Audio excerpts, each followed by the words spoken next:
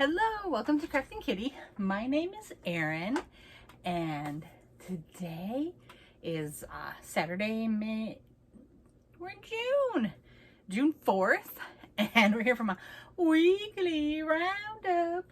I have 2 completed items this week, a couple of granny squares. I'm nearly out of the yarn that I set aside for the granny squares, so I think I'm gonna check sew in my ends and then get those shipped off to Melissa pretty soon. And then as far as works in progress, I really only have one because I finished this yesterday and didn't have time to start. Well, I have a slip knot for my next project, but it's a start, right? You gotta start with a slip knot, at least in crochet. I guess you don't really have to start with a slip knot, do you? There's many ways to start a project. I generally start with a slip knot. Okay, first off, I want to say thank you so much to Angela from My Precious Yarnery. She was so sweet and kind and shouted me out in her video this morning, and oh, I love it. And I love the way you smile when you call me Kitty, so go for it. I do not mind at all. I, of course, expected it with a strange handle like that. It's not a normal name.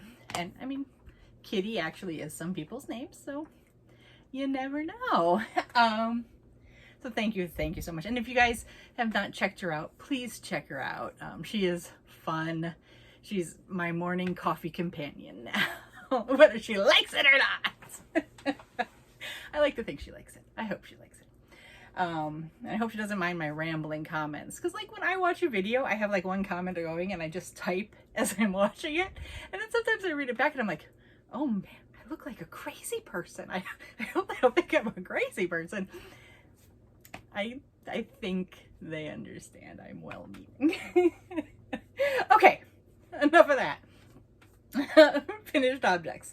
So last for my unboxing, my Michael's unboxing, I had this scarf on Betty, and a lot of people mentioned it, and I probably should have mentioned it in the video. So Melissa with Melissa Crochets with Love is doing I'll call it a challenge, where she has 3 stitch tutorials on her channel, and if you make items with using her tutorials, send her pictures and she'll enter you into a giveaway. And so this is what I made using her Filet Crochet stitch, a scarf. This is actually, I'm pretty proud of this. It's the Filet Crochet stitch that she teaches you, and then I just went around with a single crochet and then a half double crochet for the border, just kind of firm that up. And I think it's nice. I used leftover yarn I had from that baby blanket I made with that pattern from Siren's Crochet. I think it's Siren's Crochet. And so that was nice. I used that up and I got to learn this nice stitch. So double win. There's something else I was going to say. Oh, I used my red hook. Don't recall what my red hook is. Is it 5.5? Yep. So this was Bernat baby yarn, 3-weight yarn. I used a 5.5 millimeter crochet hook, and there you go. It's roughly 6 foot long. My daughter said she wanted it, but I mean, she's gonna be 3 soon, so I tried to make it so she could maybe play with it, but then actually usable for an adult. And there's that. And then I also did this cowl for that same challenge.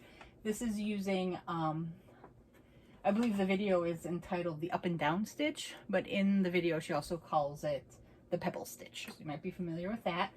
Oh, I know where I was going with this. Sorry, backtrack. This is the first time I made something without a pattern. So designed it myself. It's basic, but it's me. I did it. And it turned out it's a usable item. So then I decided I was going to do a cowl with the up and down stitch, and things went off the off the chains pretty quick. Come on, Betty, give me back. I want the cowl. Okay, so I thought I wanted to make a cowl. Seems simple enough. Make a rectangle, sew it together, put some border on it, you got a cowl. So first I thought, I'm brilliant. I'm going to use this black yarn from my Creamer mystery box. And if you can see it, it's got the bumpies, as Crystal from Bag O' Day likes to say. I don't know what it is. It's from my mystery box. It's a mystery, but it was so thin, I couldn't get it to work. So then I thought, oh, I've got that red Creamer mystery yarn in my bag still from the shirt I made myself and my daughter. I know, I'll combine the two. And I did. And as I was working with it, I was like, wow, this is a stiff fabric. This isn't going to be the drapey cowl I thought. So then I'm like, well, what can I do to kind of save it? So I ended up making my rectangle. It's about 6 inches. So for making slip, I don't know if you know this. I learned this long ago when I was first learning knitting. Your foot is the same size. So I know it's 9 inches because that's my foot. So often if I need to guesstimate the length of something, I can look on my forearm. So this is about 6 inches. And got it that thick and decided that was about as high as was working for me. I was trying it on as I was doing it. And then I took my rectangle. Oh, my daughter decided, Mom, you should wear some hoop earrings today. And they're getting caught in the cowl. Okay, so I made the rectangle and then I slip stitched it together at the corners. And there we go, I made a little cowl. The fabric from combining the two yarns is very dense. And at first I was like, oh, this isn't gonna work at all. But I kind of wore it around a little bit yesterday. And I actually think it might be quite nice with like a winter or a fall coat. I think it'll work well and keep you quite warm. I'm gonna try to get it off without detaching an earlobe. Okay. So yeah, I just took the corners. So there's one corner and there's the other corner. And I just sewed, slip stitched around those edges. And there you go. So that's my little cowl. I like it. At first I was kind of disappointed, but then after wearing it a little bit, I think it works. And again, all from the braid. And what I'm most happy about with this is I noticed it going sideways and it wasn't following what I wanted in my head, but I was able to salvage it and make something that in the end is quite nice. So there you go. Now, let's go on to, I'll show you the couple granny squares I have. I think it's only 3 or 4. It's 5. So I've got 2 of these solid blue out of Creamer Mystery Roving. I made that hat out of it last week. And then I made the very last bits of that blanket yarn, 3 granny squares. So every last bit used up. And then, oh, I got a little work done on my Maja knit cardigan. It's a free drops design pattern. I know it's Swedish, so I don't know how they pronounce the J. But there you go. You just go to drops, I think it's garnstudio.com. I was able to get that. And oh, how's my yarn wrapped around the handle? Okay. So I got a bit more done on that. I'm almost done with the kind of base, and I'm getting ready. Actually, not almost done. So I've got, you do this stitch repeat 3 times. I finished it once, so I need to do this stitch repeat 2 more times, and then I separate for the armholes. That's the reverse. So let me get you the right side of the work. Okay. So here we go. This one, I love this yarn. It's Red Heart Fleck. I think it's beautiful yarn. I'm so happy to be using it. I think it disguises my stitches here, and I might be doing myself a slight disservice, but I love the color. I love it. So I think I'm going to like the end result. But there we go. Some work on that.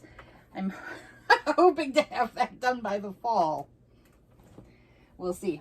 And then let's do the, I almost called it Filet Crochet, Mosaic Crochet blanket. This is the Cottage Core blanket. I finished the bees. So, and I've just started, I'm 2 rows into the next border section. I think the next one, it looks like it's kind of swirly gigs. So there are my bees. I really like how the bees ended up turning out. And this, there we go, keep going. There you go. I got a little fuzz in my nose. So here's the full effect we got so far. Oh, and the pluses, there we go. Oh, it's so much fun. I love it. So just a reminder, this is the Cottage Core Mosaic Crochet Along that Melissa Crochets with Love, Angela from My Precious Yarnery, Dan and Ash from Paw Ply Guys, and Melissa from Melissa Knit and Crochet are doing. That's a little join in the yarn that's poking out. They're organizing, and you can get the pattern through, I got it through Etsy. I believe she sells it on Ravelry as well. Oh, I even tried to pin those little flyaways this time.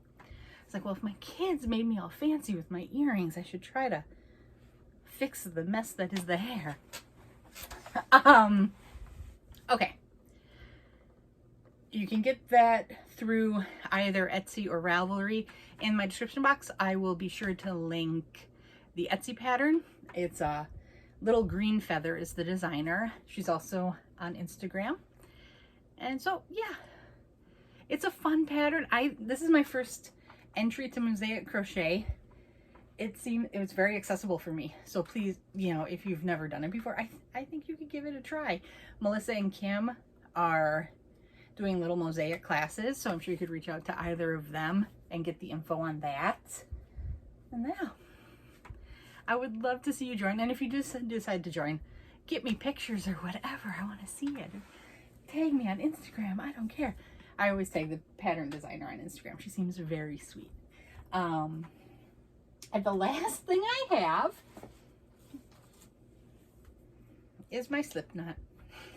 So this I'm going to do, Melissa has the third challenge, third stitch tutorial for her challenge. It's the shell and lace, I think it's, or is it lacy shell? Shelly lacy? I think it's the lace and shell stitch. So my slip knot, I'm using my Rowan Valley Tweed in this green color. In theory, if I get it I worked up a little swatch to make sure I liked how it looked in just single crochets. I think this hook size works well. I'm using a 4mm hook. The ball band recommended a 3.75 knitting needle, I believe. It didn't mention crochet hook. No, I'm sorry. It wants a 3.25mm knitting needle. The 4, I like the way the 4 looked. So here it is. It's the Rowan Valley Tweed. This doesn't have a color name on it, I don't think, but maybe it has a number. I got this from Wool Hair Warehouse. 98022206, maybe? That's really the only distinguishing number I'm seeing. But yeah, I'm excited for this. This is the first time I'm using the Rowan I bought, so I wanted to make something special. I'm once again attempting a cowl. I think, given the lacy nature and the lightness of this yarn, it looks to me to be a sport 2 kind of fingering weight. It's definitely 2 ply, which I think makes it a fingering 2. I think it'll work out better. If it doesn't, we'll make it do. We'll make it work. I think that's all I've got for today. Thank you so much for watching. If you like what you're seeing, like and subscribe. I've got my 250 subscriber giveaway going. That's going to be drawn on Monday. So you've got until 5 p.m. Central Time on Monday to do that. Honestly, that kind of conflicts with our dinner time here, so I might be drawing it a little past 5. We'll see. I didn't plan that the best in my head when I did that. You still have a couple of days to enter Ray's Yarn Addiction, her giveaway. She's doing a 150 subscriber giveaway, and I believe she's drawing June 9th on that. Yeah. Oh, the next giveaway for my milestones is going to be at 500. I've started pulling that together. I'm excited. You guys, I am blown away by the reception I've gotten, and thank you so much. I hope you keep coming back, and I will see you on Monday with our giveaway winner. Okay, have a great weekend. Bye-bye.